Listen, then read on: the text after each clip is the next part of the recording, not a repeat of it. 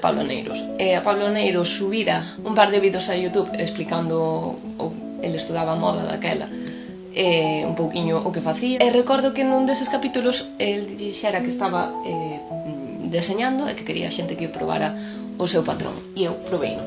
Trátase dos redeiras, empezanse desde a caña. Eu sempre prefiro facelos desde a punteira porque así podo ir probando. Prefiro empezalos desde a punteira porque se teño moitas ganas de acabalos podo pechalos. Entón, unha vez pasado o talón, podo facelo máis ou menos alto según que se me apetece ou non usalos xa. Desde a caña eso non o podes facer. Tengo un talón cadrado que me gusta moito. Teño feito en versión curta pasar directamente do elástico ao talón e despois facelo para diante porque me gusta moito como senta este talón. A verdade, a min resulta moi cómodo. Fíxenos en versión curta, fíxenos para regalar. É un encaixe super sinxelo e queda moi bonito.